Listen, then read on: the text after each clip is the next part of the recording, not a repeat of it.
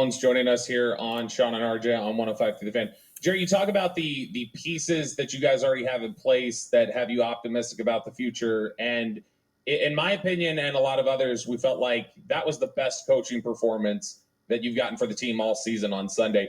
I don't know if anyone's even asked you this, but is it crazy to think that at the end of this season we could be talking about an extension for Mike McCarthy? Well, I don't think that's crazy at all. That's not crazy. What, Jerry? You don't think it's crazy to bring Mike McCarthy back? Are you kidding me? You must be out your mind. Hey, man, you go plug.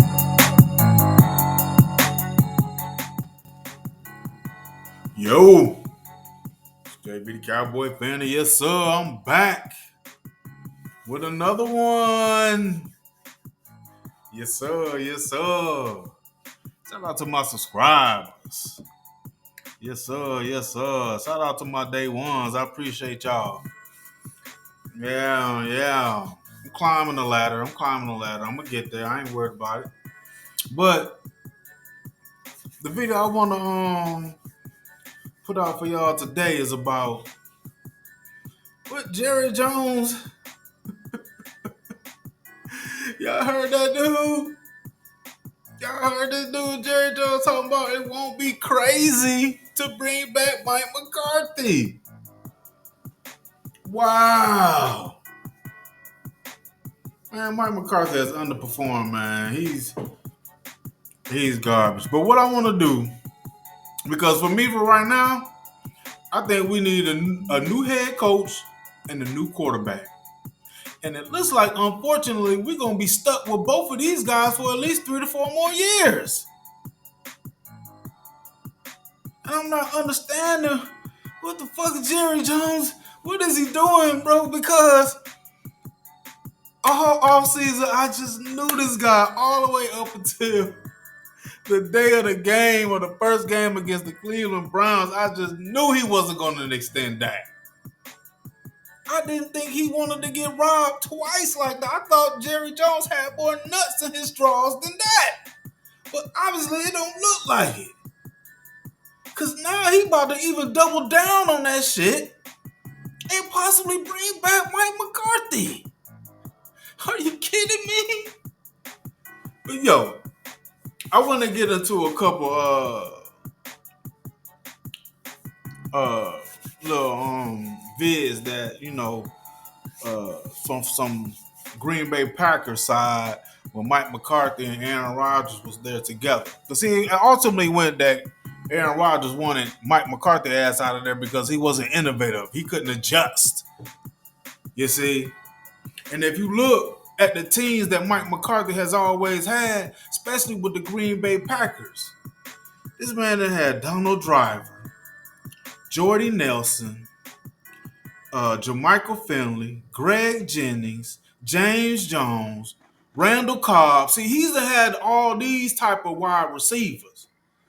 Those wide receivers and tight ends basically like ones and twos. Then he had a quarterback with Aaron Rodgers that can sling that bitch all over the field.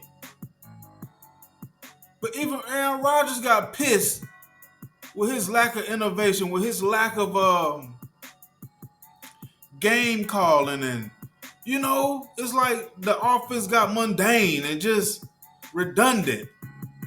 But I'm just gonna play a couple clips that I got, that I was I want to see what was really up. I know I heard some stuff about it, but this clip's about a couple guys. One was like a beat writer for Packers or something, and the guy's another content creator for the Packers.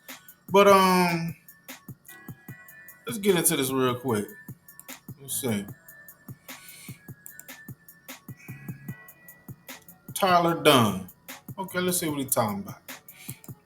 It's always going to ruffle feathers and pluck emotions when you write a story like that in the moment, because Aaron Rodgers was still the quarterback of the Packers, and he still won 2 more MVPs, and then Mike McCarthy, I believe, was looking for a job, and Jerry Jones kind of threw him that life raft. So it was ugly. I mean, that story made nobody look particularly good, but And when it comes to the NFL, that's how it goes sometimes. There's good, bad, and a hell of a lot of ugly. And I think that was the case of egos just clashing, where you had a coach in Mike McCarthy who I had players tell me, like, he would cite his work with Joe Montana, tried to make himself out to be kind of a quarterback guru. And, to a point, he was a good coach. I mean, he did win a Super Bowl, and he did some really good things with Brett Favre before Rodgers. But I don't think Aaron Rodgers ever really respected him. And early in their time together, Rodgers could never get past the fact that McCarthy preferred Alex Smith over him, and he'd be poking fun at Alex Smith in team meetings. If they're watching film of the Niners, he'd start doing the pea shooter thing. Pew, pew, pew, there's your captain check down, Mike. And then Wow. in the games, he would just change plays all the time. He felt like See? Aaron Rodgers just got fed up with that shit, bro. It's Mike McCarthy's play calling is garbage. He doesn't know how to adjust or evaluate the talent that what he has present. See, to me, Mike McCarthy used to having all those wide receivers and that quarterback. That's why he's so fucking pass happy. I mean, I think he had Amon Green at that time. Who was the other running back other than Aaron Jones and Amon Green? I forgot the other running back name. Damn. But he was so pass happy. But see, he's not adjusting to what the talent that he has right now. And I'm like, damn. Jerry Jones potentially want to bring him back for another 3 to 4 years and pair up with Dak Prescott? Hell, even Green Bay drafted Jordan Love while Aaron Rodgers was playing. I mean, like, come on, man. When are we going to draft that quarterback? Let's continue. He said no naturally for the plays coming in. I think a lot of times Rodgers had a point. Like, it probably was simplistic and elementary, and they were at their best when he was freelance. So it's crazy it lasted as long as it did. But that's why they didn't win more Super Bowls despite the talent that they had. And I think you're seeing now Green Bay finally had the guts to move on from Aaron Rodgers a year too late, but they did it. And lo and behold, here they are, 2 wins from a Super Bowl with the youngest team ever to make the playoffs. Tyler. Right. So that's my thing about going ahead and getting rid of Dak Prescott and Mike McCarthy. Green Bay had to basically do the same thing. He basically had to do the same thing, man. At some point, man, you got to just cut your losses. And I know, because I'm thinking about Bo Nix. They went and drafted this guy and he went on. I know your boy damn Sean, I forgot the last name. But he was with us at one point. Went to New Orleans, won a Super Bowl. I don't know why I can't remember his name. But anyway, I mean, I guess him and Russell Wilson couldn't get along, whatever. He didn't like Russell Wilson, whatever it was. They ate the contract.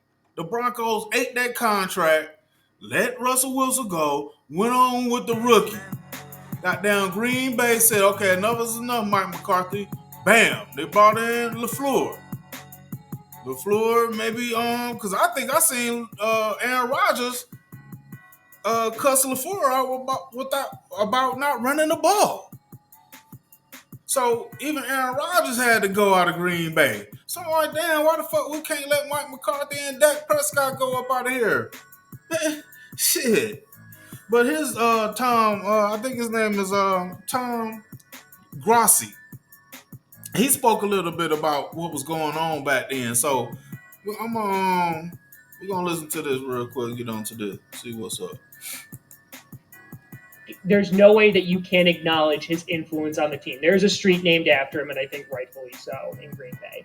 But that being said, Mike McCarthy has been called out on this show and probably every other platform that involves a Green Bay Packer fan over the years.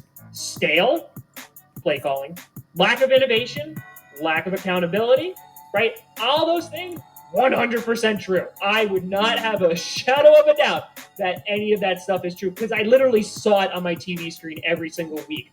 And I know this is a defense kind of thing, but the fact that you would have, like, again, that Panthers game stands out to me. That Cam Newton's looking, he's like, oh, okay, I know what defense you're calling, calls an audible, and then gets a touchdown with Christian McCaffrey. It said in the article that the defense was literally able to say, like, oh, like, I know this play, so now I can go and jump the route because I know what it's going to be. And isn't that funny that a lot of defenses play us like that, especially the 49ers? It's kind of ironic that defense play us like that. They know what's coming. They know what's coming with Mike McCarthy. They know what's coming with Dak Prescott.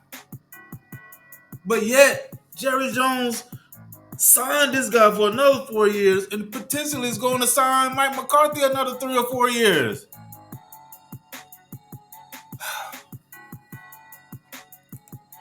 I think back in 2010 and 2011, right, you had so much talent on the team, especially on the defense in 2010, but you had so much talent in Greg Jennings, Donald Driver, Jordy Nelson, right? Eventually you're going to get Randall Cobb in some of the later years. You have all of this talent. And they even said in the article, like, the play calling wasn't anything special, but the talent just made that play calling look so much better than it actually was. So you could take a simple play like the slant route, which is gone away, and you could go and you could burn them every time because they were doubling Greg Jennings, and then you had Jordy Nelson, and you eventually had Randall Cobb, and then you had Donald Driver for a bit. You have all of you had John Kuhn, you had a running back, you had all of these things, right? And now, slowly. See all the weapons he had? See, it covers his offense. Just like he had from them weapons with the Cowboys from 2021. Actually, he had weapons from 2019. But he didn't get, when did Mike McCarthy come there? 2020? Yeah, I think he got there 2020. But even 2019, 2020, 21, 22, 23, he had weapons. He had weapons. And he thought he could sling that bitch around the field with Dak like he was doing it with Aaron Rodgers. But he couldn't realize Dak is not Aaron Rodgers.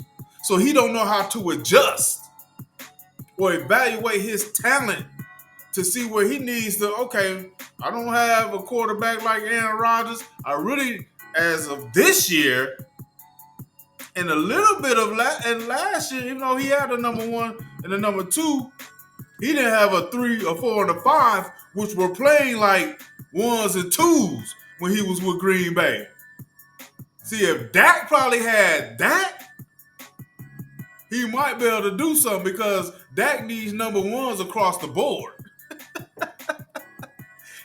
Plus, he had a quarterback of Aaron Rodgers who was way better than Dak.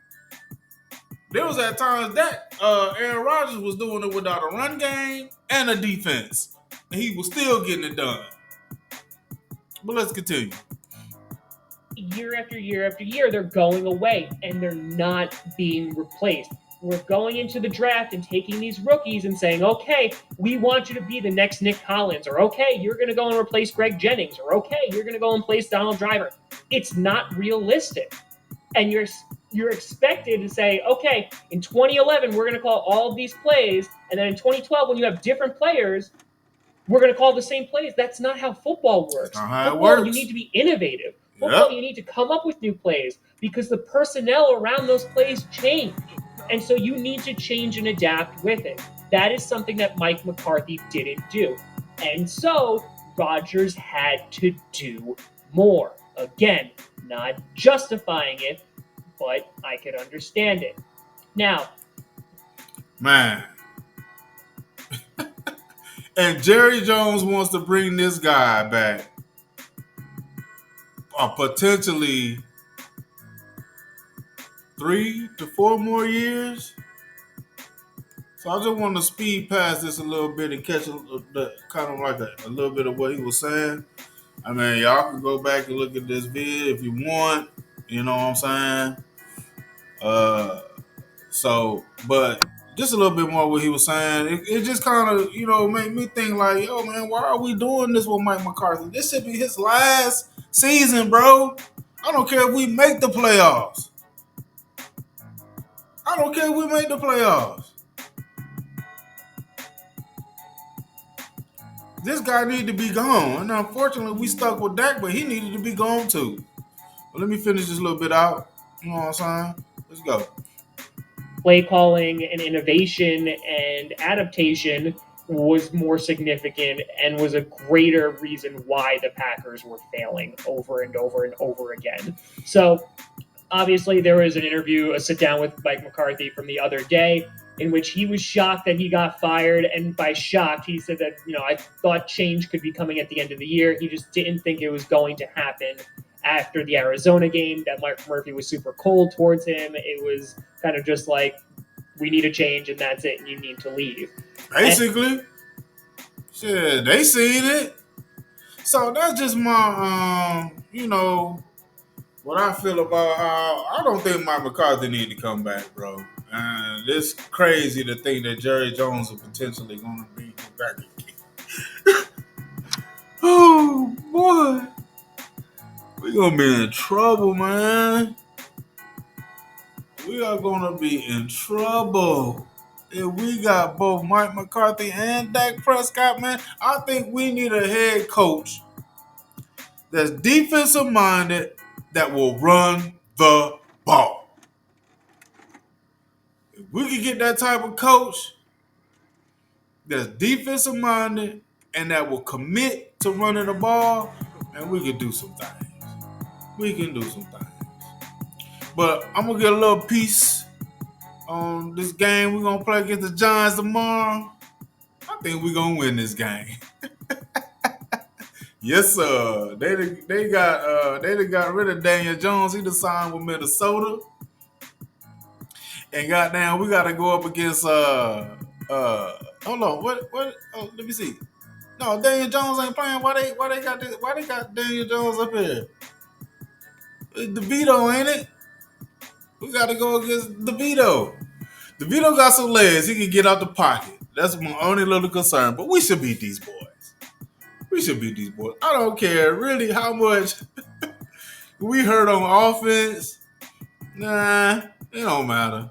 We need to beat these boys. We could be 5-7 and possibly goddamn, we continue to win with Cooper Rush. We can make them playoffs. Ooh, those Dak fanboys gonna hate Cooper Rush. They'll be mad as hell. And Cooper Rush get us to the playoffs after Dak shitted himself through the season going 3-5. Yo, this JB the Cowboy fan. I appreciate y'all for listening to me. Like and subscribe to the channel.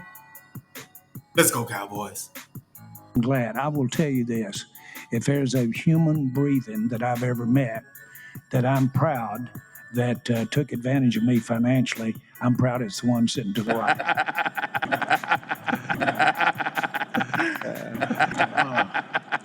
And Dak,